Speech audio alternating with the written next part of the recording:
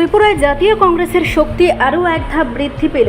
আজ কমল পড়িয়েছে ৪০ নম্বর সুরমা বিধানসভা কেন্দ্রের মঙ্গল সিং পাড়ায় একযোগে ৩১ পরিবারের মোট ১৪৫ জন ভোটার জাতীয় কংগ্রেস দলে যোগদান করেন। দলে নবাগতদের হাতে কংগ্রেসের দলীয় পতাকা তুলে দেন প্রদেশ কংগ্রেস সভাপতি আশিস কুমার সাহা। এই অনুষ্ঠানে উপস্থিত ছিলেন এআইসিসির দায়িত্বপ্রাপ্ত ক্রিস্টোফার তিরক, ধলাই জেলা কংগ্রেস সভাপতি নিধু মারাখ, প্রদেশ যুব কংগ্রেস সভাপতি নীলকমল সাহা এবং সুরমা ব্লক কংগ্রেস সভাপতি রতন চন্দ। এদিন যোগদান অনুষ্ঠানে আশিস কুমার সাহা নবাগতদের অভিনন্দন জানিয়ে বলেন, মানুষের আস্থা ও সমর্থনই কংগ্রেসের সবচেয়ে বড় শক্তি।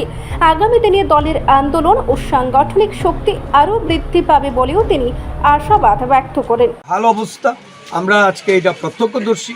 আমি অনুরোধ করব আপনাদের মাধ্যমে রাজ্যের মুখ্যমন্ত্রী উনি যেন অন্তত এই রাস্তা দিয়ে একবার ঘুরে এই রাস্তাটা পরিদর্শন করে যান।